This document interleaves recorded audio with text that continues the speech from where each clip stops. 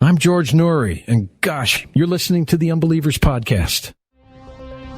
Bigfoot, the world-famous hairy biped known best for hiding behind bushes, sticking out its ass, and being notoriously blurry. But there may be a reason for that, because did you know that Bigfoot has his very own portal? Tonight, the Unbelievers return to the Sasquatch searching scene as we take a long, hard look at what's really going on in what many are describing as the latest and greatest paranormal hotspot, a small town in Colorado that is teeming with high strangeness of all variety that just might become the trendiest new destination for adventure seekers of all stars and stripes. So move over Skinwalker Ranch and take a hike Beast of Bray Road. It's time for the new kid on the block, the Bigfoot of Bailey, Colorado, and its portal. Right here in the program, we continue to learn to unlearn everything you know. Hello and welcome to the Unbelievers Podcast. I'm Rus Ryan, and joining me as always is Drea Mora. Hello, Drea. Hello, what's up? Not much. And also, soundboard engineer and producer, Rob Okey. I looked up there at that piss and just one drop or two fell on my face. What's up, guys? How you doing? Well, I don't have anything dripping into my face, so that's good. I'm doing great. I'm so happy to hear that. And you look great today, Russ. You don't have anything dripping in your face either. Nope. High and dry up here. And yeah, bring in the B-side of the trapper piss thing. I don't even remember that part of it, but... Yeah, most people remember the screaming part. Of getting pissed in Yeah, the I kind face. of appreciate the tamed and toned down version. You know, I'm here. I bring the B-sides to the show every once in a while. I like it. So it's good to be back here together. But man, I always hate starting the show with bad news. But I feel like as the Unbelievers Podcast, we need to address that. Famous alien abductee and friend of the show, Calvin Parker, has sadly passed away a couple of weeks ago. It was announced last week. So I just want to give a little shout out to our buddy that is from the Pascagoula Wrinkly Aliens famous abduction case. Got to meet him and interview him, and just a bummer. And R.I.P. Calvin Parker. Yeah, I mean, he was genuinely a nice guy. Yeah, one of the last survivors of that era of like UFO encounter, UFO abduction survivors. But yeah, I'm glad that we got to know him while he was alive. I'm glad that you got to reach out and made that connection with him. It's really cool. We forever have that documented as part of this show. And rest in peace to Calvin Parker, man. Hope he's over there on the other side, fishing and doing his thing, man. Living it up. Man, I'm sure he is. And it kind of sucks that the 50th anniversary is next month, October 11th. 2023 will be the 50th anniversary. And I was hoping he'd do a thing down there, but hopefully it'll be some kind of tribute. But yeah, that'll be in Pascagoula. But Pascagoula took another hit. Fucking Jimmy Buffett's dead too. Like so many people are dying lately. That's the other celebrity from Pascagoula is good old Jimmy Buffett. Yeah, I mean, it is kind of, the timing is a little bit odd. It sucks, man. It Jimmy does. Buffett was great. I love Jimmy Buffett. I love Calvin Parker. Like, what the fuck? Give me a break. What is going on? And why the two of them? They just happen to be from Pascagoula. Like, that's an even stranger coincidence. It's a strange coincidence. I don't even know. Like, it's sad, man. Doesn't make any sense. When I interviewed the guy, it was in a Jimmy Buffett themed restaurant. Not a Jimmy Buffett themed restaurant like one of his. It was called like Island Burger. It was an independent Jimmy Buffett themed place. Island Burger. That's where my interview with Calvin Parker is in Pascagoula. A place It called wasn't even Island like Burger. cheeseburger in paradise. They had that on the Paradise. menu. It was on the menu, I believe. But it was like Paradiso del Cheeseburger. Like they had to change it up, I think, so Jimmy would. I don't think Jimmy would sue a That makes restaurant in sense. his own town, but they were definitely skating that trademark line. With Margaritaville out there, it's a tough market to break into, man. Margaritaville really holds it down, and that's the staple. Jimmy Buffett put his name on that one, so. Yeah, and Pascagoula is shaking their head. They're like, dude, you're from here. We don't get one? They're like, well, fine, we'll do it They don't even ourselves. have one there? Damn, they should have one. We should petition for them to have one. Yeah. They should open one. They probably will now, yeah. They should make a bench for Jimmy Buffett and another one also for our good friend Calvin Parker. Oh, man, that's right. There should Calvin's be- going to need a bench. I didn't even think about that yet, Rob. I'm sorry. I didn't mean to bring it up, but yes. There'll be He so will many need a- benches along the river now. It's just He going will to be need a a good bench. project. And I mean, while you're at it, make one for Jimmy. I Make was it- going to say, I can handle Calvin's bench. I might not be able to do Jimmy's too. Come on. No Oh, promises God. yet. All right, fine. I'm sure we could find somebody. We can contract somebody to be able to We can do get one. some benches. If anybody out there makes benches, give us an email, unbelieverspodcast@gmail.com. Jimmy Buffett Just- got hella benches. That is true. Wouldn't he even need like a hammock though? Isn't that more his speed? He's on island time and all that. Maybe I'll bring a hammock and hang it. This is the Jimmy hammock, and that might be 5 o'clock somewhere. You could actually hang a hammock in that gazebo. I'll look into that. So, but yes, maybe all these things are dead. But one thing that's not dead is our website. I don't know why I'm mentioning this now, but somehow our website is back from the dead, unbelieverspodcast.com. And you can actually put up polls now again. We can do the polls there. I'll still keep doing it on Reddit like we've been doing. But yes, our website is actually back. You got to check it out. Yeah, we got to give props. Can we give props to our man for helping us out with that? Yeah, thank you, Josh. Thank you, Josh. I believe is Retro Josh. Dude took this project and just ran with it. And Unbelievers Seriously Podcast helped us out so much. I can't even, just what a saint. Thank you so much. Here it is, man. Here's your props. Congratulations. All right. And so that's it. Thank you. And you go check out the website with the poll for this episode coming up, because it's time to get into Bigfoot of Bailey, Colorado, and its portal.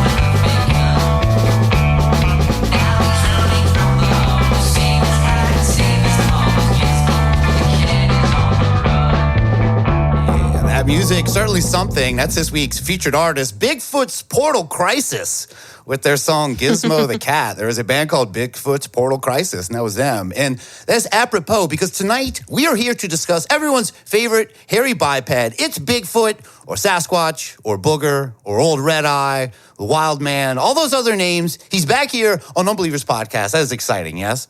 Mm-hmm. Sasquatch, sure you say? Bigfoot.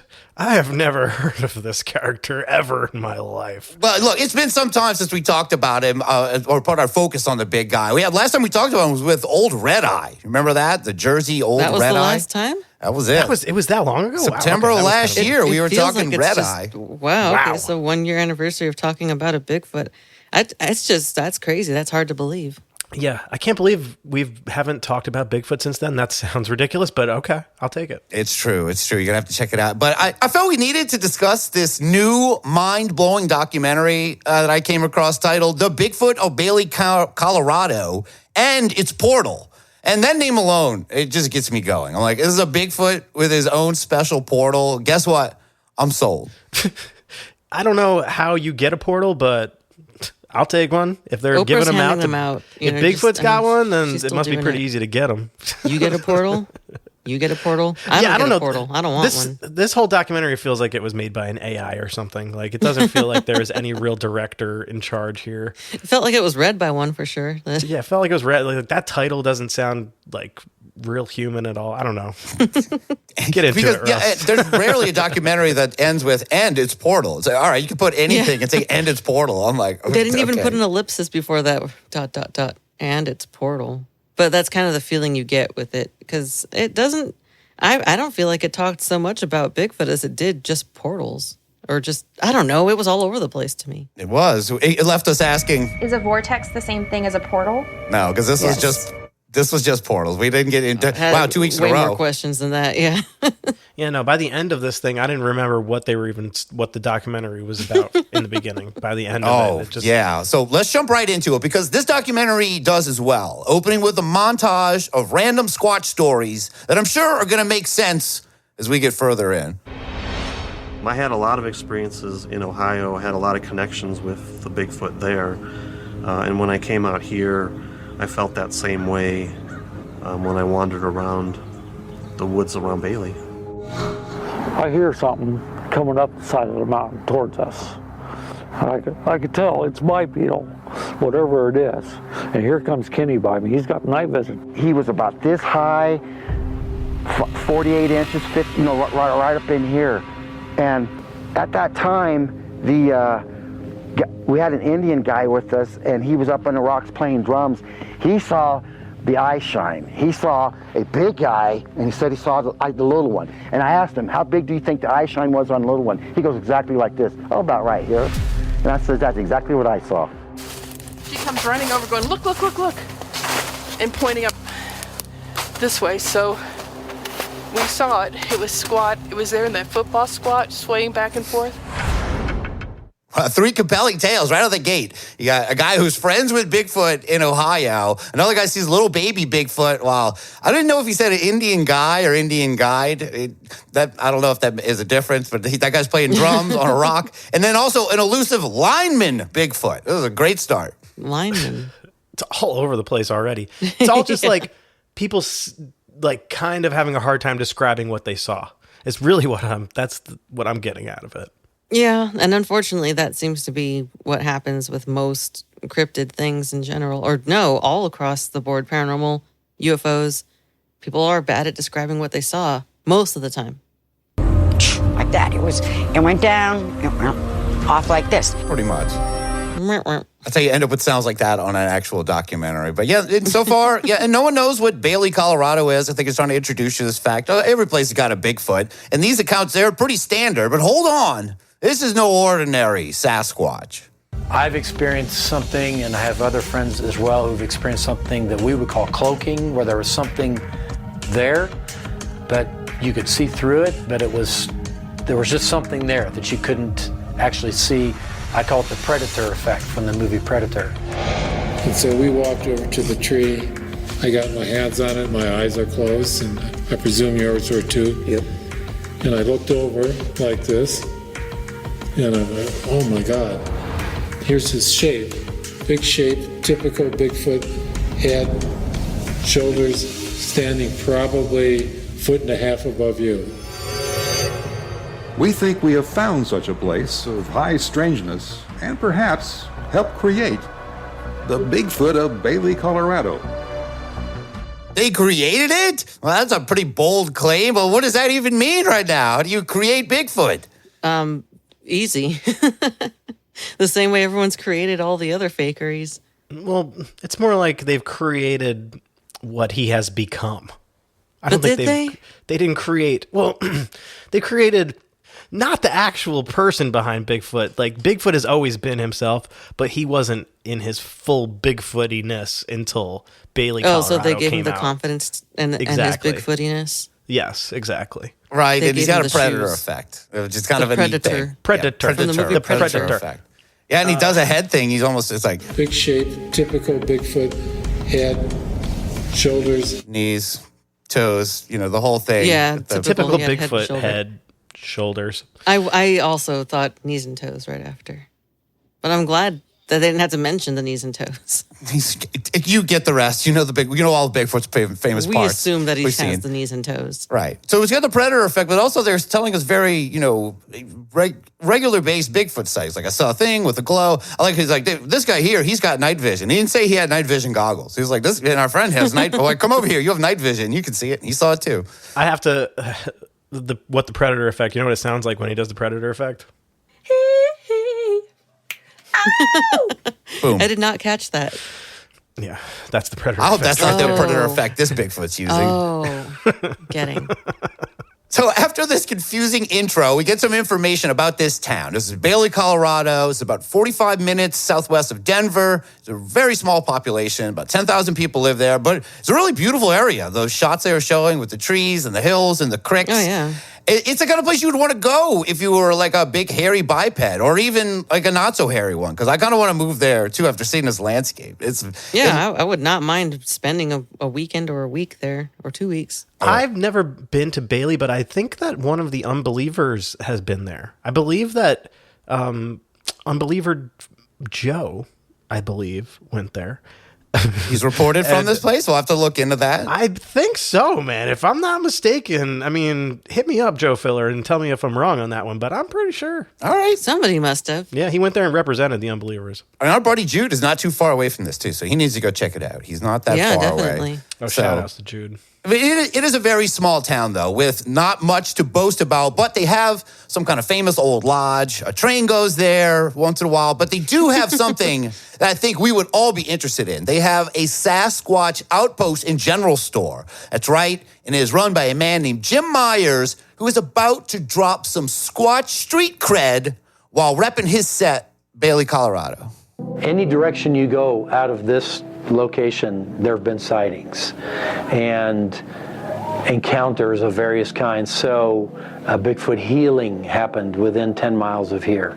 Not Bigfoot being healed, but Bigfoot healing someone. Lots of things have happened, and probably 20, 30 or more personal encounters have happened within 15 miles of Bailey. Whoa, Bigfoot healing? I think that's interesting. A Bigfoot healing? Oh, no, we didn't hail Bigfoot now. Don't get confused. That'd be cool. No, that happens at the Bigfoot hospital. No, don't get your wires crossed. No, Bigfoot healed us. It's the other Bigfoot hospital. What's going on? Now I'm confused. I'm like, wait, is the Bigfoot hospital where Bigfoot heals people? Or Exactly. I'm glad he cleared that up. That is Welcome to is healing Bigfoot Hospital. He just like, what is? He's the doctor there. Like, what is Dr. Bigfoot? I feel like you would have a deeper voice, Rob. No. You mean like this? Exactly like Needs that. some great Bigfoot doctor lines to go in with that. But yeah, this is the healing. The healing Bigfoot doctor of Bailey, What do they Colorado. mean Bigfoot heals people? This is the first time. I didn't know he had that power. I think he's like, maybe he's a really good therapist. I was He's going to say, a really it could good just be listener. people are like, I was sad, and I'm pretty sure Bigfoot was there, and I actually felt way better after. It was a healing process. It probably is something like that. Like, I don't think he saved little Timmy who felt like a log fell on his head. He's like, Bigfoot's plenty of fish and sea. It reminded me of like that segment. It reminded me of that segment from that other documentary with the UFOs with the jacked guy. What's his name? The jacked dude who... Stephen Greer? Stephen Greer. Reminded me of his documentary. Greased up Stephen Greasy Greer? Yeah, it kind of reminded me of that. Like, I don't know. Yeah. That similar vibe. Similar vibe going on there. Yeah, where you go up to like a mountaintop and you meditate and you just, you have a moment. Yeah. With whether it's yourself or some extraterrestrial, extra-dimensional... Well, remember in that documentary, in that Stephen Greer documentary, there was like a whole thing about the UFOs healing that guy who couldn't hear. Yeah, that's right. And that was like an almost documented thing. We're like, yeah, the guy can actually hear now. Yeah, that is pretty interesting. That's kind of what they're sort of describing Bigfoot. I have a feeling it's something along those lines. Well, if anyone knows, it's this guy Jim, because he's been in the Sasquatch Outpost business for a few years now. He converted a general store into Sasquatch Outpost, and he even started hosting Sasquatch adventure tours in the area. And this drew the attention of the local news, as you can imagine. So let's hear Jim Myers on the local news in 2015 doing a Sasquatch adventure with local newscasters Abby Burke and Ray Harless. We're going squatching.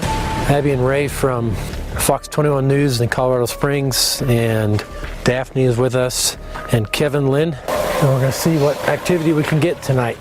They hoop, they scream, they talk, they chatter, like you hear people talking in the woods, but you can't make out the words. They knock on trees and clack rocks together.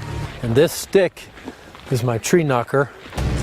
So when we get back farther, we'll knock some and see if anybody's out there who wants to knock back.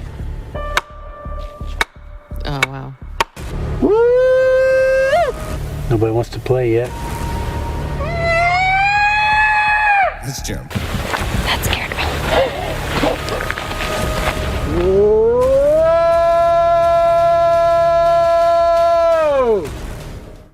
Yeah, that was, really underwhelming. He has got some pipes, man. He would kill it at one of those calling contests, and he's taking you on these tours. Whoa. Yeah, like this one. That scared me. Okay, that one. Oh, you probably meant this one. Yeah.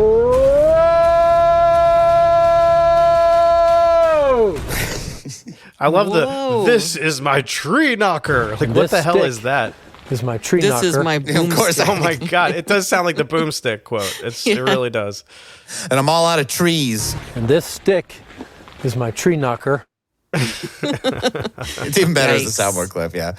Yeah, that's some great local news coverage he was getting for his Sasquatch outpost and his Sasquatch adventures that he hosts. And he continued doing these Sasquatch adventure trips. And in 2020, he made connections with a couple named, I can't remember here, named Ellen McGargle and Jesse Morgan, who run Ohio's. McGargle? Yes. Ellen McGargle and Jesse Morgan.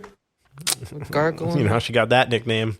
They run Ohio Bigfoot Adventure Weekend, and he somehow convinced them to bring their Ohio Adventure Weekend to his place in Bailey, Colorado. And these adventure weekends, they bring about 40 or so people together for a weekend of Bigfooting and tree knocking and screaming. And we're going to hear some accounts from these participants about finding a print and a woman who saw Bigfoot in her mind, and he was nice. But we also get to hear from a celebrity attendee. Well, paranormal celebrity. Like instead of e-celebrity, we should start calling P-celebrities. Because basically anyone in the paranormal world should be a P-celebrity. Just P-celebrities. Celebrity. And here's celebrity author Nick Redfern with his thoughts on Sasquatch. How in the 21st century can 8-foot tall, gigantic apes elude everyone all the time? It's just not feasible. So I think we're dealing with a creature or creatures that are everywhere, sort of multi-dimensional. I don't believe Bigfoot is just an unknown ape. You know, I don't think it's a North American equivalent of an African gorilla. What I think is that we're dealing with something that is not very often in our reality. And maybe the only time it is in our reality is when people see it or see them. And when we're not seeing them, it's not because they're hiding, they're not behind a trunk or in a cave. It's because they're no longer in our reality. And I think the multi-dimensional hopping or jumping, if you like, is the answer to why and how these things are so elusive. So this seems to be the kind of the way Bigfoot research is going now. A lot of people are just abandoning the idea of a flesh and blood creature and going with this. Well, he just winks out. Well, yeah, because they are being cornered. They're painting themselves into a corner as far as like lack of evidence. The only thing that I think would be a feasible explanation for a physical, just actual cryptid being, a creature here is the cave systems. But they seem to have abandoned all hope on that. And so all they have to rely on now is like, well, maybe he just disappears out of this dimension.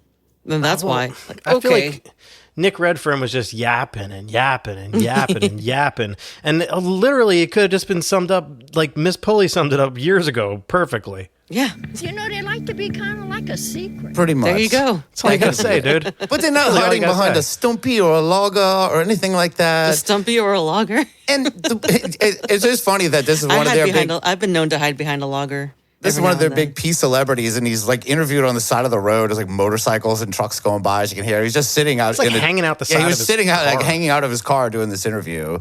I don't know if they saw him in traffic and waved him over. I can't confirm if he was actually at Adventure Weekend or not. But he looked, I mean, honestly, they should call him Nick Red Eyes from the way that he looked. The Redfern Burns or whatever. Yeah, exactly, dude. He looked like maybe he was hitting that thing. Yeah, Nick Redburn. Yeah, I don't know. That's pretty good. Yeah, that's He's a never very acute Nick Sickburn. observation. Sick Look, Redburn. I was too high myself to even notice that. That's true. What am I? I'm surprised you did. What am I to say? Who am I to call him out? Wow. Look, we can't see your eyes. You got glasses on, so you're good. That is true. Yeah, that's how you get away with it. But since they floated this interdimensional Bigfoot concept, they jump right into comparing Bigfoot sightings to alien sightings. And in this clip, that had me scratching my head. Interestingly, Bigfoot, in an important way, is much like the big-eyed aliens being known as greys. Humanoid, physically weak beings whose presence is not very threatening. I see these beings that are necks maybe 10 feet from my truck approaching us. And I've got some drawings of them. And there's two smaller beings in front of the one that's taller behind it. The two smaller guys are about 3, maybe 4 feet. And they were of teal color with large eyes, just as they normally say. I'd never seen them before, but I did that time. Bigfoot descriptions and their numerous artistic renderings are similar to Gray's in that it too is a human-like creature. Big enough to get our attention, but not enough to terrify us. In fact, Bigfoot has an alluring quality that has attracted tens of thousands of normal people to look for it. Or listen to a podcast about it. Bigfoot's not intimidating. What are you guys talking about? Aliens are scary too. No one is acting calmly to either of these things. I don't know what they're talking about. Aliens show up outside, they want to be like, oh, well, they're just like trick-or-treaters. They're a little scared. They're not too intimidating. Hey, you know how no one's ever pissed their pants when they saw an alien? Same with Bigfoot. No one's ever been scared of either of these things. This was the most jarring switch of topics right here. Like, they're just like, they're talking about Bigfoot, like, it's just constant Bigfoot, and then out of nowhere, it just cuts to... Interestingly, Bigfoot, in an important way, is much like the big-eyed aliens being known as Greys. Like, out of nowhere. They don't even prep you for that. They don't, like... It's just, they throw you big-eyed aliens, Greys. We were watching and it was in an important way. We had to stop and rewind it, because I was like, whoa, yeah, like, how did we get here? It must have been a commercial break. Nope. No. It literally just went from point A to point Q. And they fucked their own audio up, too. It sounds like the guy's talking in auto-tune. Listen to this. I see these beings that are next. Beings. Yeah, that's just fire. See, I thought that was just me when I first watched it. I thought that the captions were messed up because they did misread that because of that beings. Said we see these beings. I see these beings that are next. Sorry. I know you don't have auto-tune on your thing yet, so if you did, you would be able to do that perfectly. And look, I also want to apologize to Adam Ellis again for criticizing his art, because this guy's drawing is so much worse. This looks like Admiral Thrawn and his kids. I cannot believe you even criticized Adam Ellis's art at all. That's like literally his profession. The finished one is really great. I had seen almost like a sketch version, the non-finished one. It is, yes, his Dear David is a great drawing. Way better than this guy's Admiral Thrawn and his children. This guy had Crayola at best. But I mean, at least as crude of a drawing as it is, it gets the point across, and that's the most that you can ask. Well, he had these teal skin aliens coming at him. It's hard to remember. It's a lot going on, you know? Yeah, he had to find the right teal out of all the 48 colors he had. Well, like, what are these big-eyed teal aliens that he's dealing with? I don't know. They're just like Bigfoot. They're not scary, as we learned. And these aren't Greys. I'd be terrified of either of them, yeah. These are teals. These are not Greys. Teals, sure. Some of the Blue Avian is mixed in with this. All right, guys, let's just save that. Man. Save it. I'll save it. Yeah. Spoiler alert. Again, they're bringing Bigfoot out of the known world of actual monsters that might live here and more into the paranormal here. When we hear the narrator and paranormal fraud Nick Pope, who is the enemy of our buddy Philip Mantle, both do one of my favorite recurring tropes, especially in this, listing things. This growing acceptance of the paranormal has led respectable scientists, thought leaders, and government agencies to begin grouping Bigfoot contact experiences with other paranormal phenomena, including spotting UFOs, near-death experiences, precognition, alien abductions, and even ghosts and apparitions. The 38 Defense Intelligence reference documents that were cited to Congress get into some of what might be described as almost the more New Age kind of stuff. Literally, there is reference in there to stargates, for example. There is reference in there to warp drive and wormholes and Chewbacca. Quantum entanglement. They mentioned maybe this is sciencey scientific. words. I mean, but, for all the people who say, oh, this is very New Age and spiritual, well, maybe it's not. Maybe there's a science there too. It's just a science we haven't figured out yet, and a science that's maybe not popular with the mainstream scientific community. But I don't even think he knew he was talking about Bigfoot and whatever. He could have been talking about anything in there. He doesn't say Bigfoot once. I don't know what he's even referring to when they cut to him. Pretty sure he's just on a bunch of Xanax right now, and he's not going to recall this conversation at all. He's just listing words. He's like, well, because they mentioned words, this could be science. I don't know what science is, but it's got words that sound like science. He's like, this paperwork, you need to see his paperwork. It's got so many things in it. It's got warp drive in it. It's got There's an spaceships equation. in It's it. just A² + B² = C². And Specifically so to him, that's mentions science. big-eyed teal aliens. As soon as they cut to him, he starts talking about there's 28 Pentagon papers talking about weird. It's like, yeah, weird things are in the paranormal, and yes, it goes into all kinds of realms of mind science. In circles, yeah. I don't know why it was inserted here. Let's just say that. I don't think he knows he's in this Bigfoot thing. I don't think he's like, I wasn't even talking about Bigfoot. He did not need to be in this whatsoever because the guy who talks right after him, like, oh, those words make a lot more sense.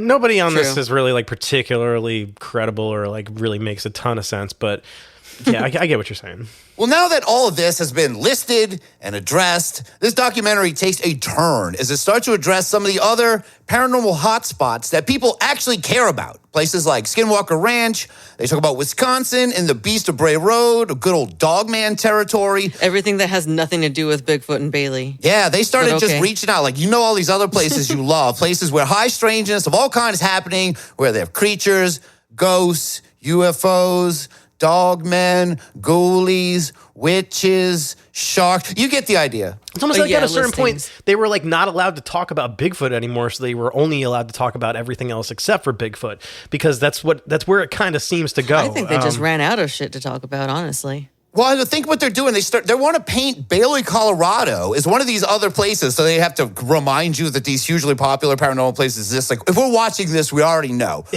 You're not going to make Bailey happen. Stop trying to make Bailey happen. They start calling it the It of Bailey. Yes, they start getting into that. Bigfoot, and that drives me crazy. That's part of this.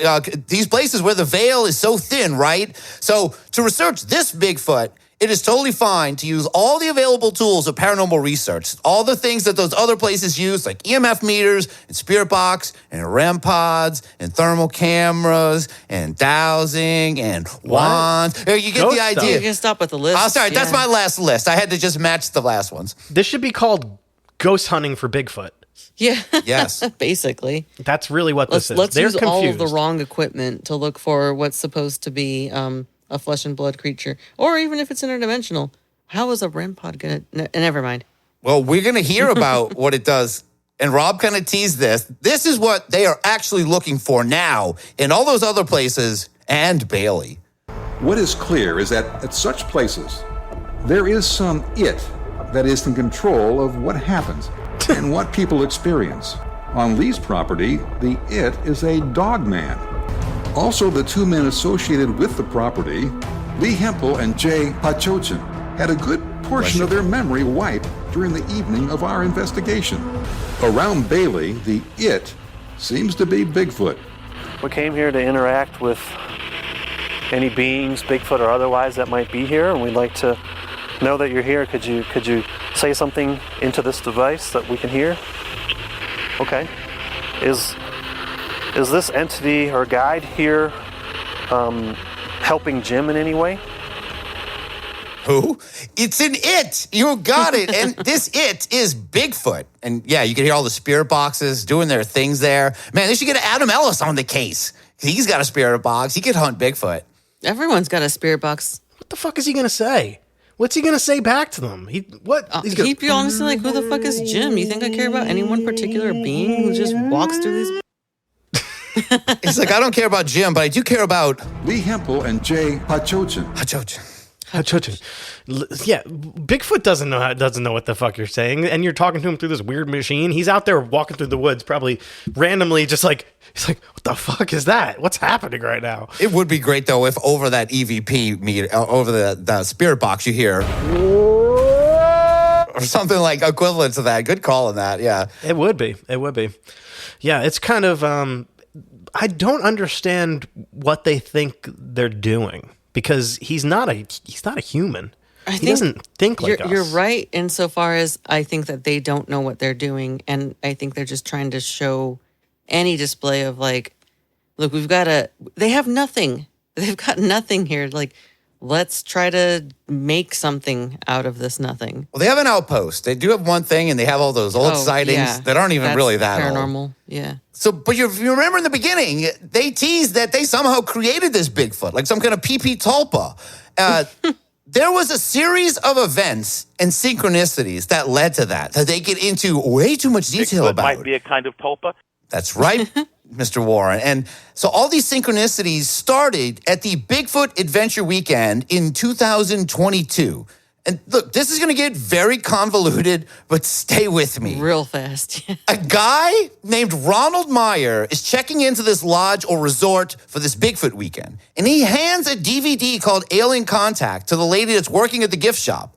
And he asks her, hey, could you give this to the owners? I know they're probably into this. I think he might have made this Alien movie. That's why he's got multiple DVDs of it on him. He has it like during the interview. And as he hands it to her, the lady tells a story about being abducted as a kid. After telling Ronald her tale, she asks him if he would like to go see a tree. They have a spirit tree near the property, which has been verified by shamans. And I know, Rob, you love your shamans from last week. It has the shaman blue check mark on this tree. This is a shaman-approved tree. Now, jump to later on in the day. This Ronald guy with the DVD from earlier is holding a meditation session with all the fellow Bigfoot weekend adventurers. And the group is now completely in the groove. They've been meditating. And at that moment, Ronald asks this of the group. I said to the group, how many of you would like to go out and have a connection with a tree? And they all surprisingly said, why not? And so then you pulled out your cell phone and told the story what happened up there? Yeah, so there was a tree on the neighbor's property up there that just the psychic Tish said that it was sad. It was a sad tree. So she had our group kind of go around there, and there was maybe 5 or 6 people. It's a sad tree. And all put their hands on the tree in a circle and just kind of close their eyes and send their healing, positive energy into the tree. Aww. And I kind of hung back with Tish and started taking photographs just to see if I could catch any energy or orbs, or I wasn't sure what. And then the very last photo that I took, the tree was just glowing from within. It's just very spectacular and a dramatic event that you couldn't really see with your naked eye for some reason. They are tree hoggers. They go out. They want to be nice to the spirit tree, which is now a sad tree, according to Alan McGargle. That's Alan McGargle. It's a sad tree. That's... Probably didn't make it feel any better by invading its personal space like that. Like, they can be called tree huggers all you want. To me, they're just tree molesters. Yeah, they didn't get consent of the spirit tree. He's showing me a tree. He's like hugging it. Classic tree hugging clip. We haven't been able to pull that one out in a while. Let's play it one more time. So he's showing me a tree. He's like hugging it. That's pretty much what was going on here. Definitely. We have a lot of tree clips. What's this one? We call it the breast tree. Oh, it's got a bosom. Yeah, I can see it. The breast tree. I forgot about the breast tree. That's great. That was from that's from Bachelor's Grove. Yes, in this, I think so. That was definitely. There's so much tree fingering in this movie, in this documentary. 100% more than I was expecting. Bark touching. They start fondling these trees. It's not just this one. There's other trees. These are bad touches, not good touches. And this is supposed to be a part of a series of synchronicities. I had to go through a lot of them about the whole gift shop at the beginning. But what happened here is, so the guy, Alan McGargle, he was able to photograph this strange lights just emitting from the bottom of the sad tree. Everyone's like, whoa, this is crazy. So they all see the photos. They all see the photos, and they continue taking turns touching and hugging the tree. They're having fun. But then later, the two guys talking here, this is Ronald Meyer and Alan McGargle, they decide they should do some more tree touching, just the two of them. And here's what happened according to Alan McGargle.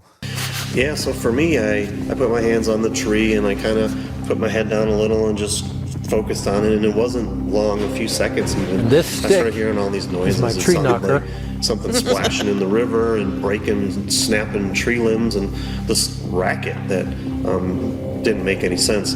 And then I felt this really strong energy behind me, and as I sort of focused my attention onto it, I could visualize the space that energy took. I couldn't, I didn't turn around and look at it, but in my mind I could tell, it was the shape of this giant figure, and it towered over me, and it was right behind me, and I could just feel it very strongly, the presence of it.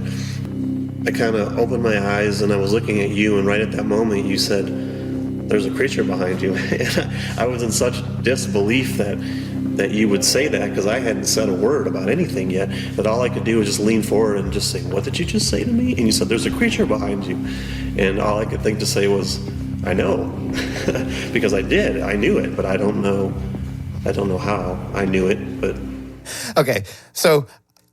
are we sure there aren't any kind of illicit substances being enjoyed at the adventure weekend? I know these guys might not seem like the type, but they are meditating and they're taking pictures of themselves, hugging trees. This guy's having a real, almost freak out moment with... They definitely sound like the type. How dare you accuse me and my friend of going out in the woods and touching trees together, and I saw a fucking creature behind this dude, and you're going to say that you think we're on drugs? Maybe you need to be on drugs. Maybe you need to go feel a tree. You need to see what we're seeing and touch the trees that we're touching. You need to feel this tree, man. We both saw the invisible mind monster. We both saw it. So it has to be real. Dude, it was behind him, just growling over his shoulder. I think more like purring. In his mind, yes, according to both of them, because they had their eyes closed. And this is seen... Thick trees. So this is seen as a major event for this location, one that is confirmed even more here, where Alan McGurgle talks with clairvoyant medium Rebecca Foster.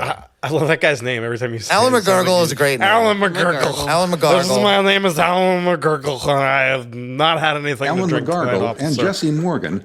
I swear. Best buddies for life. McGurgle.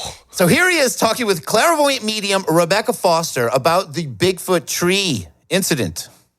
Getting psychics involved. As you're telling me this story and seeing this play out, before the squatch comes up behind you, it's almost as if the branches of the tree are up here, the trunk is here, the root system, and I'm watching that whole energy thing like a magnetic field, just like we have, right up the trunk and out the branches and around and down and through the roots and back up.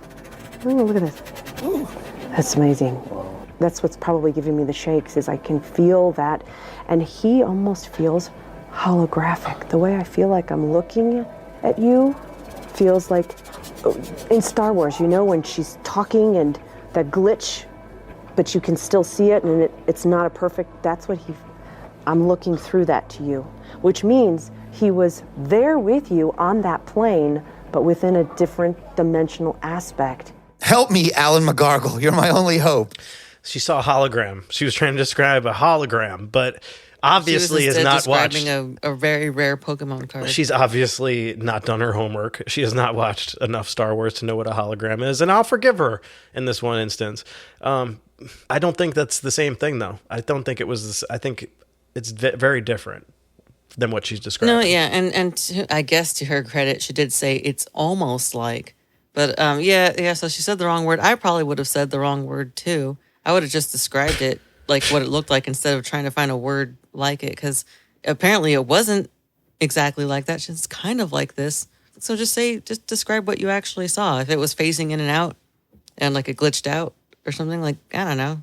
Say that. But this is all, they're seeing it in their mind's eye. So it's not anything. Yeah, he left it so open-ended that it's not that hard to kind of nail a visual yourself if you're a psychic. You're like, oh, yeah. Oh, he's glitching in and out of reality. That's kind of what the claim is. He claims that he is feeling that too, that is if he...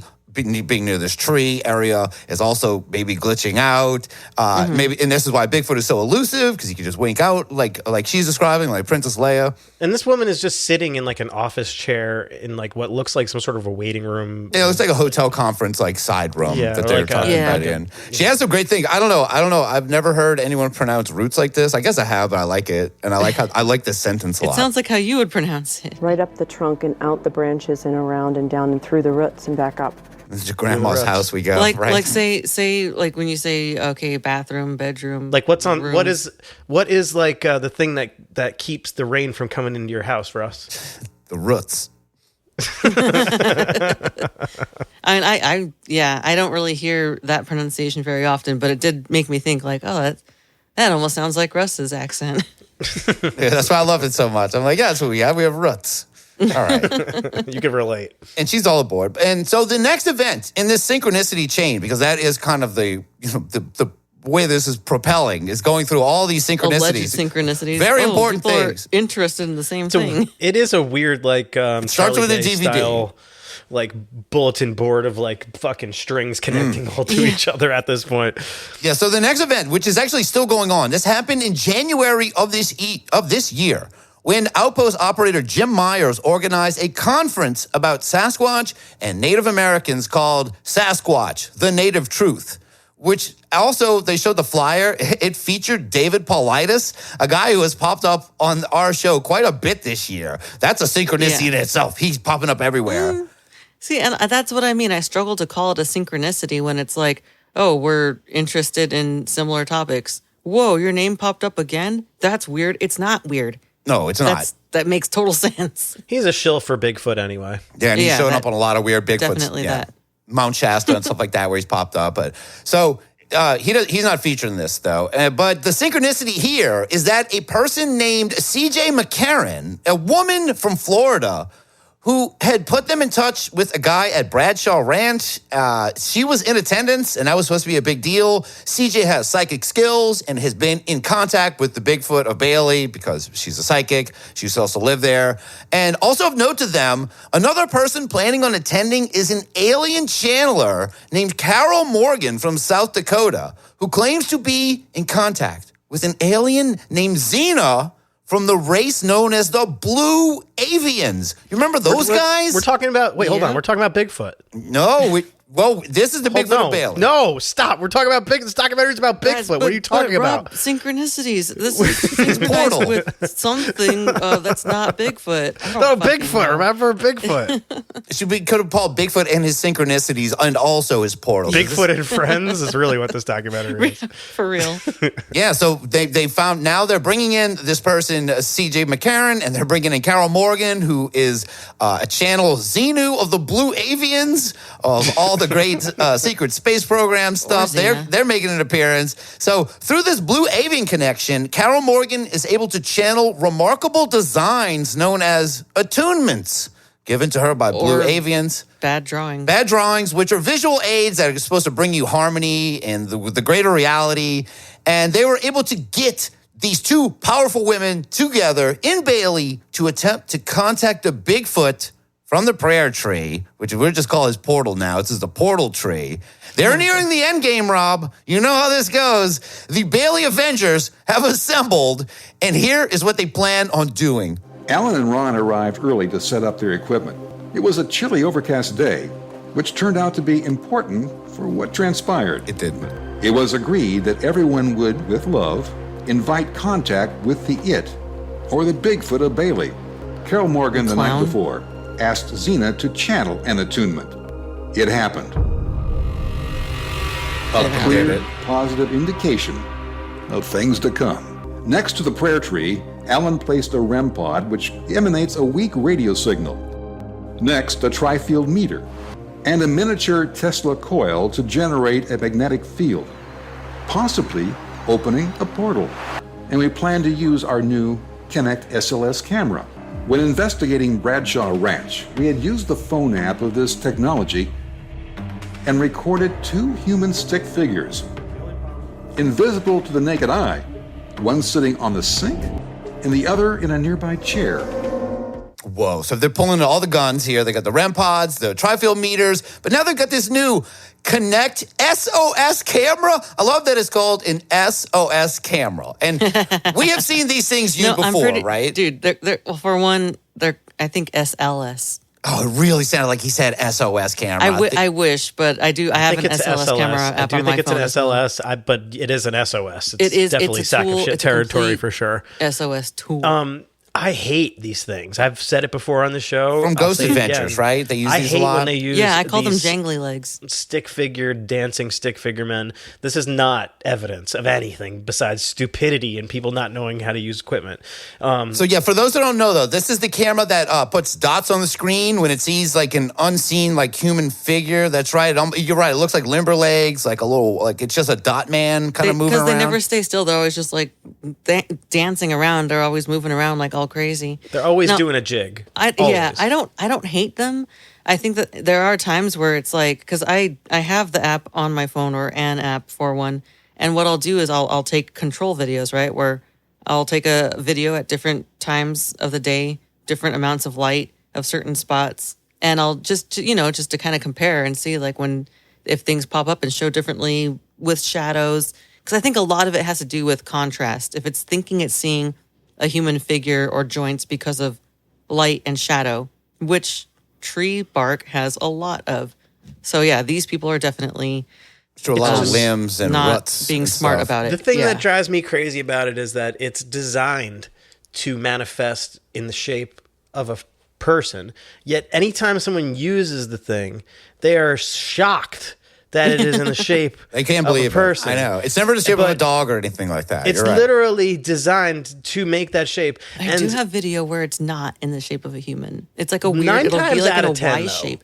Yeah, for sure. I'm definitely. I'm not. I agree with you, Rob, for sure. I know, but I don't feel like I need to even convince anybody anything. I just think that I had a Kinect. I had Xbox 360 Kinect. Yes, this is from. I know this I would have technology. mentioned that too. They mentioned this is hooked to an Xbox 360 also, which is another like black flag for me. I don't know. That's the thing. Like I had this. I Oh know man, we the way haven't the played the technology Black works. Flag song in a minute. There's the part of the reason why I don't trust these things is because they're highly dependent on lighting. Mm-hmm. And the way that they take readings and the way that it measures things is depending on lighting. So a lot of times certain things bug it out. Like if it's very bright and then there's a really dark area, it connects on that thing and then it tries to read it and it matrixes itself into the shape of a little person, and then while it's trying to figure that out, it makes it look like it's dancing around because the thing is trying to read that moving. shadow. Yeah. And so by doing that, it's adjusting. Right, So it's trying to making the shape move. And keep to the them, they five think shapes kind of coherent with their sticks. exactly. And it's just like Absolutely. it drives me crazy because I'm like this doesn't tell us anything. I see what you're doing. It's funny, but Oh yeah. Plus, I mean, looking at the videos that they have got, that they had got, I guess, I don't know, English and third language. It was really, really weak video evidence because it would like show up for a blip of a second and then disappear. That means that it didn't lock on to anything. It's just, it was trying to find a shape and then that's it. And it couldn't. I feel like It maybe was I'm real being a bad. little bit too hard on these things on the Kinects. Maybe I've come a little bit hard.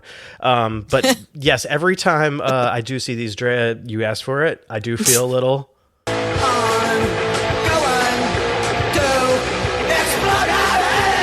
Damn right. But thank unfortunately, you. this becomes the entire crux of this whole supposed happening. The SLS, SOS camera. I don't know enough about these cameras, but I think Drea gave a pretty great description of kind of how it goes. So thankfully for the people who are viewing this documentary, they give a very detailed breakdown of how they think it works. The Kinect SLS camera has an infrared light projector with a monochrome CMOS sensor that shows everything as dots arranged in 3D formation. Means There's nothing. only so These much infrared can pick up. dots allow the camera to show depth and detail. The IR sees an entity by recognizing a human-like shape based on joints and movements and displays it on the screen. Carol Morgan and her husband Scott, CJ and Jim Myers all arrive and get their first look at the prayer tree. Our experiment was to see if we could bring about contact with the Bigfoot of Bailey or the It of Bailey by creating a coherent group consciousness field while touching the prayer tree. Ron invites everyone to come over and put their hands on the prayer tree. As happened the summer before, everybody has an altered state experience. Of course they do. Has anyone not had something weird happen at the sad tree? This is the new Skinwalker Ranch. They've done it. Yeah, I just feel so bad for this tree. Everybody just coming and touching on it, and it's like, I'm not sad. Please stop touching me. I was if you embarrassed want, you can send me a before. card. Yeah. It's like everybody touches these things and suddenly starts to have a force vision of something. It's very strange how every Bigfoot. time they get together and they do this, they all Also, lock maybe in. that's why the tree is sad, is because people won't stop fucking touching it all the time. Yes, it just leave wants these to be trees left alone. Get your goddamn hands off these fucking trees. Get your Well, they're damn not. hands off. They've assembled all this whole team to do this. All the tools are in place. They've got the SOS camera, which as we said, is hooked up to the Xbox 360. So now That's the black flag. It's a game. Yes. I didn't even realize when they said Connect, I'm like, oh yeah, Xbox Connect. That's what they're doing. And these guys are such I know these guys are such boomers. They're just super impressive. Like, did you know this was a thing? We're like, yeah, that's like 10 years old at this point. This like, newfangled contraption the kids have got is good at bullshitting a lot of people. Well, it's designed to like work in a room in like a smaller room. I think is really what it's also designed for. It's great for like Dance Revolution, those sort of games. Just Dance. Oh, it's not the woods. When Microsoft made this, they were like, well, most people will be playing this in the woods, looking at trees. They're like, but Kenneth finds Bigfoot's ghost. The Connect is like in a tree. I don't know. It's just a big, thick, tall kid. It's like, I guess that's a person. I'll put the dots on here. That's where you are. That's what you want to see, right? Dance dots. I have an old clip we can pull because they're not too far from it, but I just keep getting reminded of this throughout this episode. That's where all those rich Republicans go up and stand naked against redwood trees, right? No, this is Bailey, Colorado. This is in line with violating tree folk. That's what. Maybe they got to check out the sad trees up there. Can you imagine how sad the trees are up in Bohemian Grove? I feel like just so broken. They must be so depressed up there. Heal the pea, heal Everything the tree. that they've had to see. They do. Oh, man. Poor trees. Well, trees, come on, hit your point. It's time to go because it's showtime. Then, Alan stepped back with this SLS device and saw something amazing. Jim, Scott, and CJ see it too. Can you see it? In the tree. A humanoid figure, invisible to the naked eye, appears to be dancing in the tree. Has the Bigfoot of Bailey actually shown up for us? It still stays. I feel like I'm on the news. That's crazy. You're staying there. Oh, there it goes. There it is. Oh my. That is that tree? Yeah. So where's that knot? Looking at where it was locking on, it's about right where this knot is, maybe a little above it. So it was this tall. I'm 6 foot pretty much on the dot. So over 8 feet maybe? Yeah, he means he's 5'10". Well, I think, yeah. I was about to say he's probably about 8 dots high, but yeah, he's about 5 dots high, that guy. Bigfoot's here, and he came to dance. Yeah, he's back. He's dancing. Dude. He showed up. Literally looks like an Irish jig. He's He's going doing like river dance shit. It keeps going on and on. This supposed this is it. This is Bigfoot and his portal. He shows up. He shows up on the Xbox Connect and he dances for you on your adventure weekend. This is one of the greatest Bigfoots ever. Can you imagine if you bring a Wii up there and they make a Bigfoot me? Oh, they should. They should. Really should. Pretty easy to do. Long hair, a big beard. They probably have a Chewbacca thing. They could pull it off. Yeah. They have all kind of me's. We can definitely. Wait, this is Xbox. They can't. Oh, yeah. We'll figure it out. This made me so mad. This whole part. They were so into it though. They think this is so real, and this is like, well, this is it. This is Skinwalker Ranch 2 or 3 or whatever. Like we've got it. Like look at this amazing footage. Colorado's pretty much catty corner to Utah, right? Yeah, they're right there. So I mean, it's definitely the same Ute. I guess that's it then. Mission accomplished. It's done, team. Oh no! Let's pack it up, guys. We're good. We found Bigfoot. This is they could just stop here. They could. You're right, but they don't because now they got SLS doing its thing. Now they have to unleash the 2 special lady guests. Remember that attunement from Carol Morgan? Yeah. Well, they passed that attunement around, and the Blue Avians arrive. So Carol faced north as told to her by the attunement. Seconds after the REM pod goes off, Zena appeared. My name is Zena. My name is Zena Allen indeed. And what a joy. What a beautiful communion. It is fascinating to us when beings are in search for truth, in search of truth, in search of understanding, seeking understanding. What we see in this gathering is hopeful expectation and excitement in each and every one of you. Why is this important? Because intention is what tells energy what to do.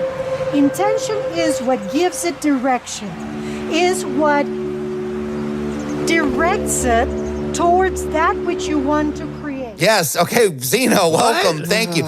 She goes on like that for no joke about 5 minutes, just laying out this repetitive affirmation and positivity. I don't know. She didn't even have much to say about the invisible dancing Bigfoot. I was like in the tree. Really boring stream of consciousness sort of stuff you would going think it on would be, where- but obviously it's just regurgitation of stuff that anybody could read off of any blog or like Instagram fucking influencer type it's almost, shit. Yeah, it does sound like she's trying to regurgitate like positivity influencer talk. It's all very human thought that already exists. This isn't anything that like, oh, this is new enlightening knowledge from an alien realm that we couldn't possibly understand. And she guides them through the breathing. Time doesn't exist, but That was my favorite part. Yeah, so she 4 brings... seconds in and 4 seconds out. At one point, she goes, so you should breathe in. Okay, first off, time doesn't exist. But if it did, you would breathe in for 4 seconds and breathe out for 4 seconds, even though there is no time. Why would you preface that? Yeah. Like, you just proved there is time. I got to count 4 seconds to breathe. You should just be breathe briefly and then breathe out briefly. And you're a bird person, allegedly. You're a bird. Zena. My name is Zena Allen, indeed. My name is Zena. The fact that your name is Zena is a red flag. I'm not going to play the clip again, but yes, you are a red flag, Zena. You are just a giant red flag. Black flag. The fact that she... Yeah, or black flag. Sorry. The fact that she... is named Xena is a huge problem, and because Xenu is L. Ron Hubbard's alien. Yeah, it's very close. Xena is a warrior princess. Yeah, Xena is it's a warrior princess. My name is Zena. My name is Zena Allen, indeed. She sounds like she's Amish. Are we sure she's not an Amish, a blue Amish avian? Right, and this is what pisses me off about most channelers is like, if I change my voice and cadence, I will be believable, but I still stumble through thoughts and the sentences that should come naturally to me. And when she stumbles... Should come naturally. When she stumbles, she realizes all you have to do is just repeat yourself, because you're an alien anyway. This might just be how you talk. If you got to think of something to say, you have to think of something to say. Think of something to say. Technically, she's channeling other humans. And what is more human than not being able to speak clearly? But is a blue avian supposed to be human? I don't think so. They're bird people. They're bird people. They're not alien at all. You're right. Dee Reynolds from It's Always Sunny, that's the closest bird person that I'm ever going to believe is real. She's a bird. She's a real bird. She'd be a great channeler. She should go to Bailey. She could get some work. I think that she is. I think she's the only one who can translate Charlie. Anyway. Oh, man. You're a bird. I can't believe that she just turned into a fucking bird, this lady. She did. And Xena went on so long. I was surprised no one interjected, especially it seemed like she almost wanted. It would be like if we were on the show and I just kept talking and no one ever, and I tried to stop and no one interjected. I was like, I'll just keep going. I felt so bad for those people. I was like, don't they need a bathroom break? Imagine just talking as long as you can, but not ever actually saying anything. Like, how long can you just talk and not actually make We should ask Joshua Hold on, Warren. Rob. Drea, let's find out. Come on, he was getting going. All right, she keeps going on, and no one interjects, but she does eventually stop talking to do this. And we shall begin.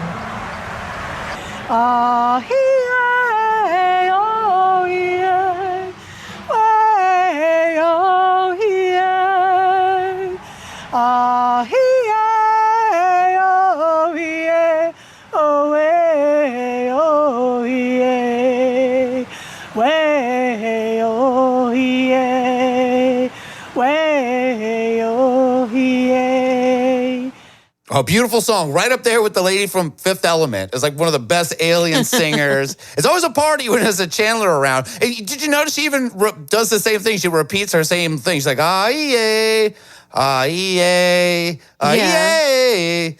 This definitely was not improvised. She definitely practiced it, and it reminded me a lot of Return to Innocence by Enigma. She might have ripped it off. They probably have a suit. I mean, but I do feel bad though, because I mean, I do and I don't, because if she did she say that she was Native American? She's from South Dakota. Was she one of them who were? And if she did rip off like one of her own people's songs to be like a Blue Avian song, then that's bad. But if she didn't, I don't know. Either way, Blue Avians are appropriating some of our indigenous culture. Yeah, exactly, dude. I feel like Chuck Berry in that classic recording of John Lennon playing with Yoko Ono, where they're trying to play it. Yoko Ono's just over in the corner screaming. My Chuck name Berry's. is Zena. My name is Zena Allen, indeed. Okay, go in the back. Stay out of the studio, please. Zena Get off Howard the stage. Oh man, yeah, she let her go. She's cooking. Let her cook. I guess. They let But her. there's a kitchen way back there. She can cook over there. She doesn't need to be over here in my kitchen. I think that Lee Hempel and Jay Pachochin are just happy that there are girls around in any capacity. So they'll just let You're this. probably right. They'll just let her sing. It's fine. But there's so much going on now. You got Bigfoot dancing, aliens are singing. But wait, there is more SLSing to be done and more speculating about what is really going on here, man. At one point during the chat, Jim Myers started recording with his SLS phone app. She's still singing. And this is what he captured. There seems to be some sort of energy flowing from Carol's third eye to the mountains in the distance. Is the tree itself magical, as the native Utes thought? Or had our joint consciousness cohered and conjured an inexplicable experience to be shared with the world? Or was this an interdimensional portal opening up and allowing alien phenomena and technology, including the Bigfoot of Bailey, to briefly come through and interact with humans? Clearly, for all the participants, the experience was not only mysterious, but meaningful. And they all had fun, which makes everyone a winner here. Yay. They did it. I think they need more singing channelers on Bigfoot hunts. I think the mountain monsters, they should look into that. I think we know a few channelers that we could hook up with them. Be fucking careful what you wish for, Russ, because luckily she doesn't have like a terrible voice. It wasn't great, but it could have been so much worse. And I don't really want to subject my ears to just anybody being like, I'm going to channel Bigfoot the same way that I scream like Bigfoot. I thought she sounded familiar. I was trying to figure out who she sounded like. I think maybe. Yeah? Singing Cactus. She's channeling the maybe Cactus. Maybe the Singing Cactus is a better singer than her, hey, they have to tap into the same wavelengths, right? Get Daniel Scranton out there with some of those guys. Oh, Christ, I forgot about that dude. Doing his thing, singing. That'd be great. Bigfoot He's really good. Bigfoot would be really going nuts in the tree doing that. So we're getting close. This is the end now. There has to be some point to all of this or some conclusion, right? Let's hear the big takeaway from the Bigfoot of Bailey, Colorado, and its portal.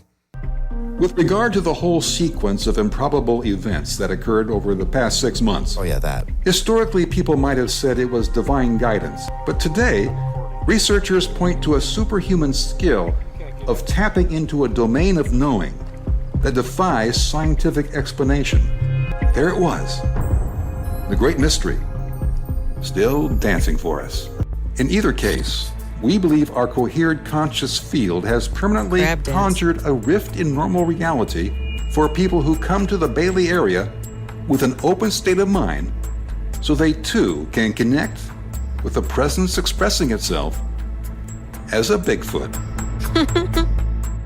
They did it. So their friendship and positivity and tree healing have left a permanent rift in the universe and unleashed a cosmic dancing Bigfoot. Do I have that right?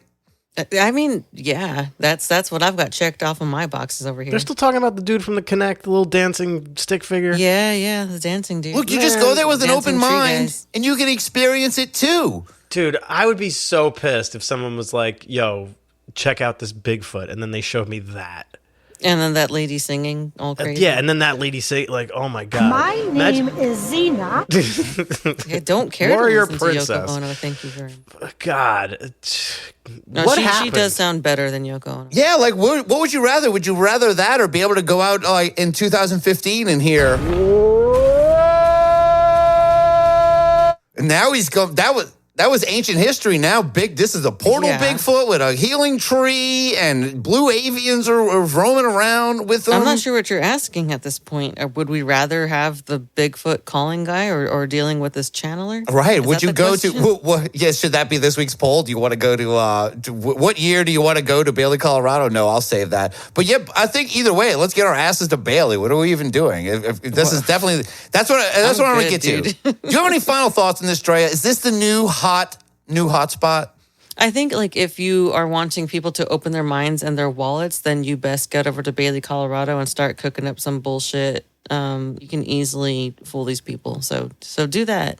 Just bring your Xbox, right? What about you, Rob? You have an Xbox 360?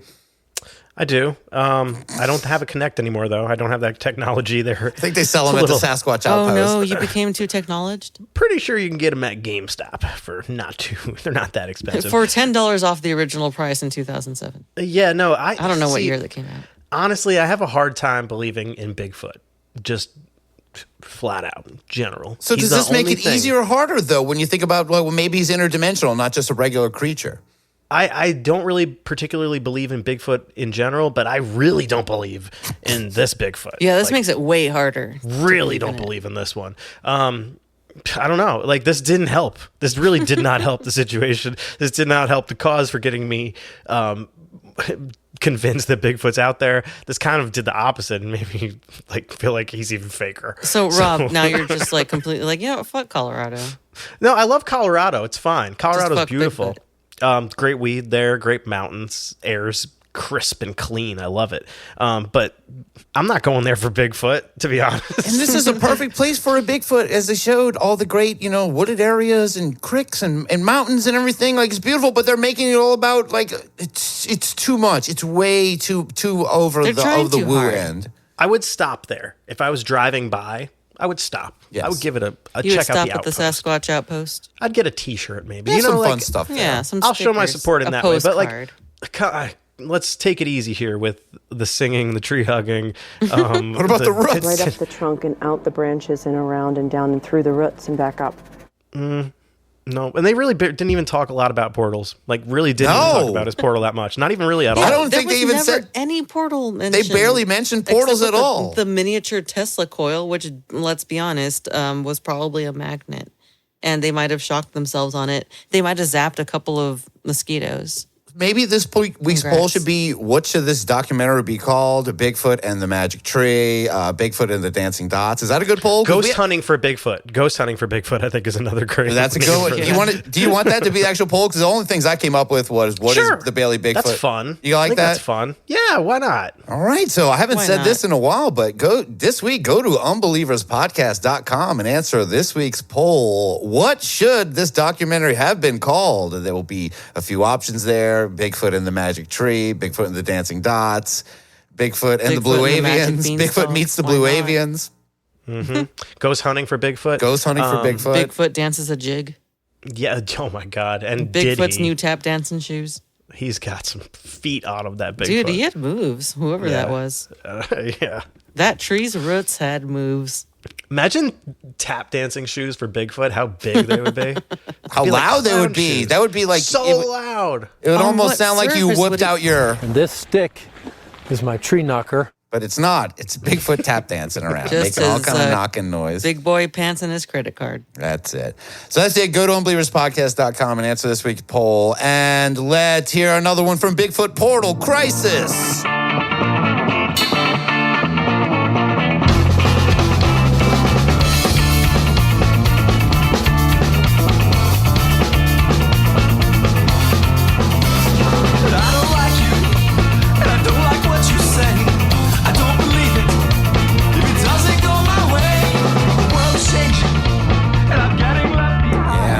Another number from Bigfoot Portal Crisis. That was aluminum foil, which we probably need after the Bailey, Colorado. Oh, yeah. That is interesting that they did call it aluminum foil because we're so used to throwing out like tin foil, but it hasn't been tin for a long time. English people call it aluminium. Yeah, Sure. we don't like to shame them too publicly for that, but they need to get on top of that shit. Why did they say that? Come on, guys. I didn't know. There's no extra I at the end. I didn't know Bigfoot Portal blah, blah, blah was a fucking... I didn't realize that they were a ska band, dude. They have ska elements. They're definitely... They're like leftover crack. I just went and saw leftover crack. Yeah, you can't hold them back. You can't put them in a corner. They're going to do what they're going to do. Hey, this was the only episode I could ever feature them. This is great. Bigfoot Portal Crisis. Check them out. They're up and comers. They got a few songs out there. They're pretty cool. Speaking of leftover crack, did you see who's in the news, Russ? Speaking of leftover crack, that's the best segue Rob has ever done. Someone very important to the Unbeliever-verse has come out of hiding. We are talking about Larry Sinclair, the man who claims to have blown Barack Obama and done and smoked crack with him. And smoked crack with him. Yeah, all those things. He is back on Tucker Carlson, and we're debating whether we will talk about this on a live stream. We probably will. He is very important to Unbelievers lore because if Tucker Carlson didn't ask this question, he should have. Rob, Tucker Carlson should have opened with this one, but I don't think he did. Are you homosexual? Yes, I am gay. Okay. Okay. Because there's no way Tucker Carlson would have responded with, okay. I'm pretty sure Tucker Carlson asked him similar questions, so it's probably... We might have an updated version of this clip. Like, I'm very excited. We'll get into that in a live stream. We'll get into Larry Sinclair. I'm sure it'll pop up. Kind of wild, old school Unbelievers news coming back into the mainstream again. Deep cuts are coming back again. Weird conspiracy stuff, but let's stay a little bit focused. That was a lot of this whole episode was a lot of fun, but let's get into the Unbelievers voice mailbag. The Unbelievers mailbag. Hey man, check your mailbox. Hey, you got some new mail over here. Sup, bitches? It's mail time. Woo! All right, so I have an actual email that came in with an audio clip included, and it says, titled, A Message from Joshua Warren. And it says, in the body of this is an audio recording meant to be shared with Mr. Ryle Russin and only Ryle Russin. Thank you. We got to leave, Drea. Joshua P.P. Warren. I'll make some popcorn. And there is, no, I'm sorry, I'm not keeping this. If Joshua P. Warren is contacting me directly, I want to hear what this is. There is an attachment to this. Rob, would you please play a message from P. Warren? This voice message is being directed to one Ryle Russin, if that even is your real name. You should know me by now. I am Joshua P.P. Warren. I'm very disappointed in you, Mr. Russin. I thought we had something. Do you think I send everyone my decapitated dog videos?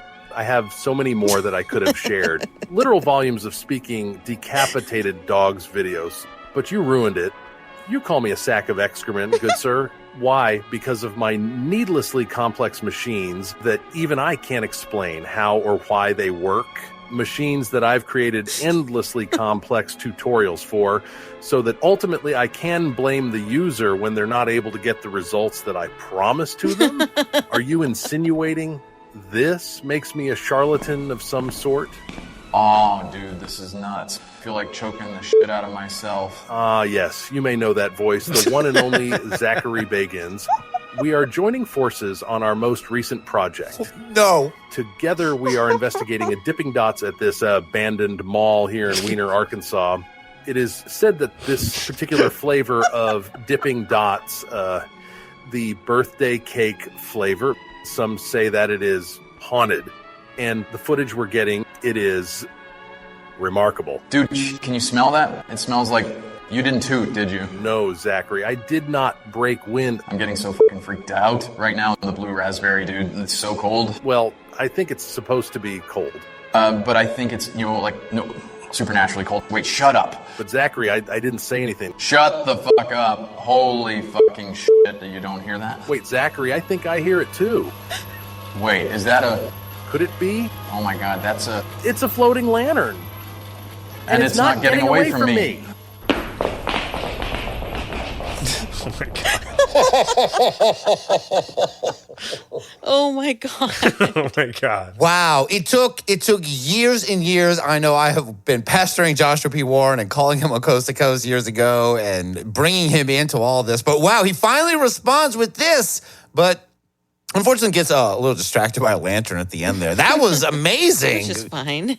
It happens to the best of us and the worst of us. I can't believe we got Joshua P. Warren and Zach Baggins And together the on the show. Zachary That was Baggins. amazing. I can't believe, wow. I would have never expected that they would team up and come at us like this. I mean, two like surprisingly great ends. I actually really enjoyed them working together.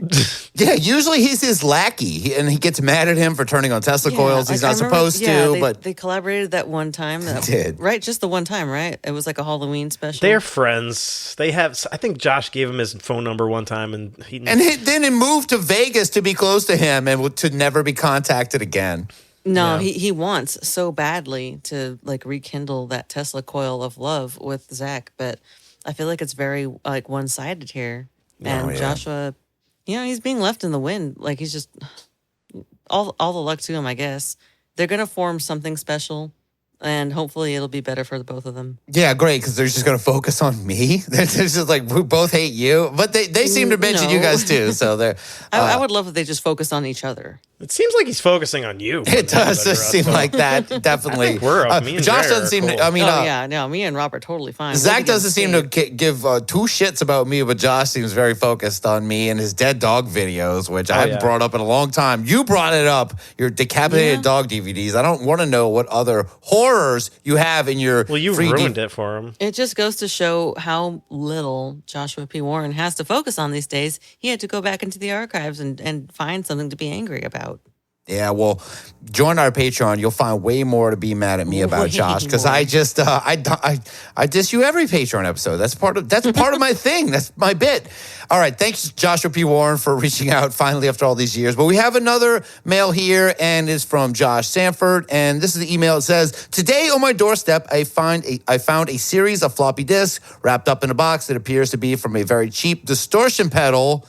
Using a gateway computer from 2001, I extracted a series of zip files from these floppy disks, and what I found in them were these audio files. Weird. And he has included 3 audio files that he has found on this very old gateway computer or whatever, these floppy disks. Let's hear from Josh here, Josh 1. My name is Joshua P. Warren. You're listening to the Unbelievers podcast.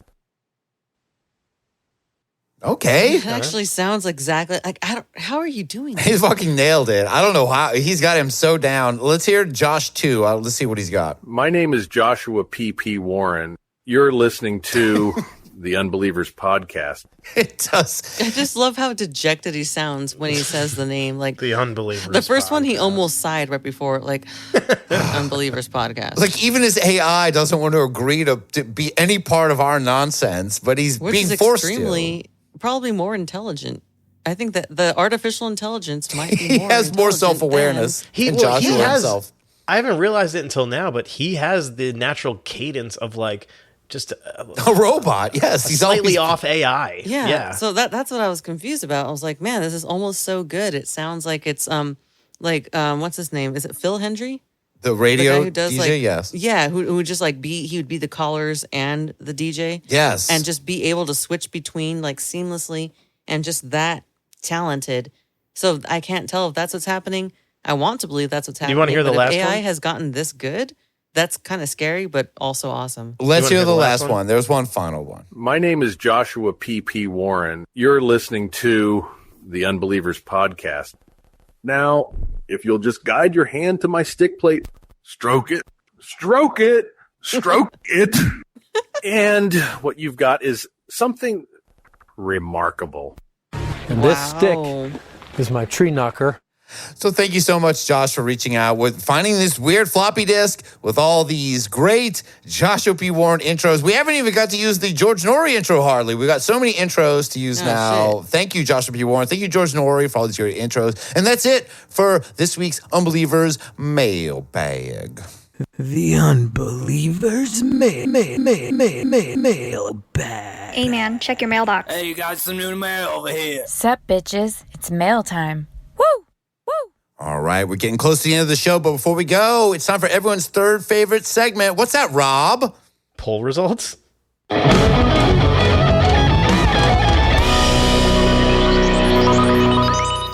This week's poll. Is a vortex the same thing as a portal? Yes. So I'm going to ask you, Drea Mora, what do you think the unbeliever said? The choices were yes, no, we don't know, or other. What do you think they said? I mean, I'm hoping they said no. All right, how about you, Rob? If they've been paying attention, they know the correct answer is no. Well, sorry to both of you. Winners last week, losers this week. It was we don't know. They said we don't know if a vortex is the same thing as a portal. But of course, there are others. Is a vortex the same thing as a portal? Damn, they're just giving ghost shows to anyone with a gimmick, huh? Shameful. Well, if you'll excuse me, I'm off to find a TV exec to pitch my new show, Paranormal Porno 1. Wait, Paranormal Porno. One man's never-ending quest to fuck the unexplained. Wish me luck. Signed, Unbeliever Maxwell. Thank you, Unbeliever Maxwell. I wished you all of the luck. I would watch the fuck out of that. Good one, Unbeliever Maxwell. You're in the lead. Is a vortex the same thing as a portal? Portal, vortex. All I know is if you try to push me into one of those, I'll look you right in your eyes and tell you, you don't tell me I am for, this is you to leave. Signed, Retroid Josh. Thank you, Retroid Josh. Love it. Right. Took the words out of my mouth right there. I know exactly the one that he's talking about right now. Hold on. Give me a second. You don't tell me I am for.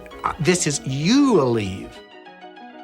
Thank you, Retro Josh, for nailing that clip. That was a great one. Great one. Is a vortex the same thing as a portal? Dear David, please cease and desist all paranormal activities immediately. It has come to our attention that you are in violation of several copyright laws pertaining to every single ghost hunting show ever made. Failure to comply with these demands will lead to me personally coming to your house and kicking your ass. Kicking your ass. Signed, the old dang creeps, man. Good one, the old damn creeps. Giving me old dang creeps, man. Okay. Oh, it's giving you old dang creeps, huh? Oh, yeah. You know, why don't you shut up? Get over it. I will personally come to your house and kick your ass. Kick your ass. That's right. Thank you. And then you want the creeps? Thank you to the guy who's given us... This place is giving me the freaking creeps. All right, the freaking creeps. Close enough, dang old creeps. That's the best we're going to get. Is a portal the same thing as a vortex? A portal is my ex-wife's vagina. Everything coming and going as it pleases. A vortex is her greedy for money, taking everything with her in a divorce. Jesus Christ. All right, thanks. Thanks, Fit Revolution. Oh, boy. Oh, boy. I believe you. I believe you, and I stand with you. That shit got real. Dang. I hope you're okay. I hope you're okay. Is a portal the same thing as a vortex? It's boggling my much boggled mind, but the difference between a vortex and a portal is the quality of the shaman. No, not the indigenous healers. The Scottish-based rave band from the early 90s, Ebenezer Good. Forever People, Bostrom, all those jams are guaranteed to portal you into an acid house vortex. Signed, Taylor, Blue Box UFO. All right, I'll have to check that out. I trust you. He threw boggling. Boggling my much boggled mind. Boggling is. I'm so good at the game Boggle, but I haven't played it in like 2 decades. Anytime dice are in a little dome, it's fun. Thank you so much, Taylor. What is it? That's trouble. Is a portal the same thing as a vortex? We cannot see the jellyfish from the vortex. Signed, Quantum Molorosis. Thank you, Quantum Molorosis. You're right. That is we cannot see the jellyfish from satellites. So jellyfish. Thank you, Quantum Morosis. Is a portal the same thing as a vortex? This is the final one for tonight. My old dad used to call his trouser zipper his portal, and his butthole was the vortex. It was just plain terrifying, to be honest. Signed, Scared of My Dad Guy. Thank you. Scared of My Dad Guy. There's got to be something for him She said that she was able to close the vortex down there. Wow. Is a vortex the same thing as a portal? Boy, this has been a great poll, and this might be the last one of strictly residing on Reddit. So, that's been rough. It's been difficult to get the amount. It's been weird. It's been real weird. As weird as I expected it to get. It's a lot to ask of people to switch all of a sudden to like this new format. And I want to thank everyone for making that switch with us for these few months. We've had to do that, but the website is up now. You can go to unbelieverspodcast.com and answer the poll. But this is it. Who did you guys like here? There are so many great ones. 4 is a portal, the same thing as a vortex. We had, I liked Retroid Josh with portal, vortex. All I know is you try to push me into one of those, I'll look you right in the eyes and tell you, you don't tell me I am for this is you to leave.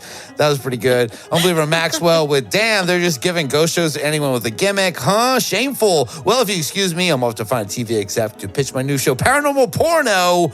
One man's never-ending quest to fuck the unexplained. I love that. I think he deserves it, man. Really That's a great pitch. Like, if I worked for a network, I would give you the show. Just despite all of the potty language, I would totally.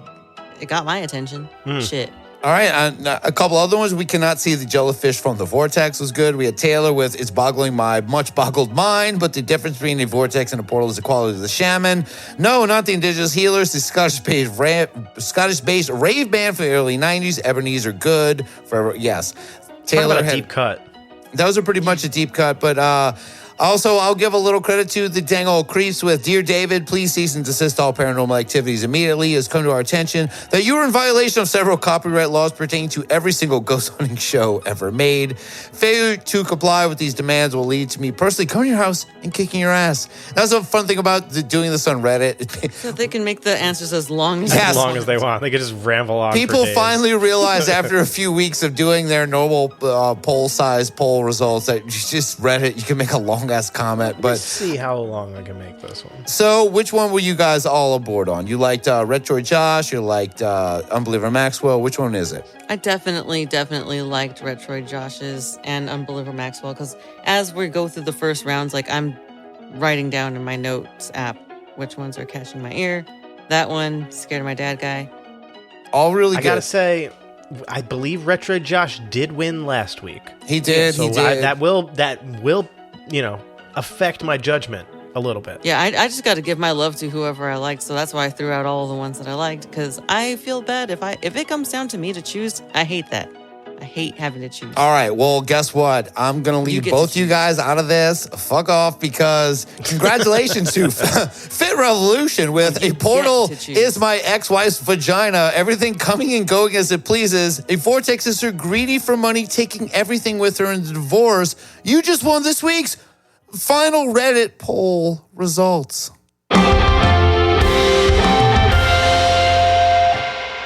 Seems like a hollow victory, but anyway, we've come to the end of the program. But before we go, Drea, Mora, do you have anything you would like to say or plug?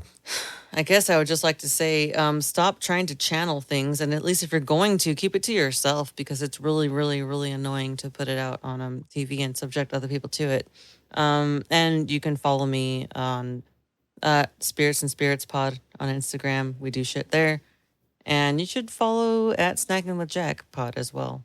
I think it's just at Snacking with Jack. I can't remember. Yeah, follow both those things for sure. How about you, Rob? What do you got to say or plug? Follow me on Instagram at Rob Okey, and you can actually follow me on Twitch now as well at Rob Okey on there, where I'll be streaming every once in a while. I don't really have a schedule yet, but follow that. Hit the little bell so you'll see when I do go live, and then you won't miss my live streams when I'm just chilling, hanging out. If you want to come hang out with me on there, and we'll also be doing some live streams with the Unbelievers, and we got some fun ideas that we're cooking up right now. Some ideas.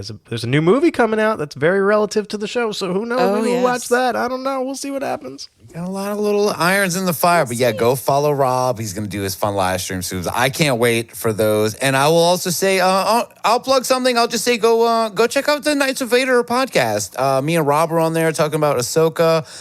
The first 2 episodes, I was on there talking about the couple episodes after. Follow our buddies Knights of Vader. If you are into Star Wars, I'm on there talking about all that nonsense.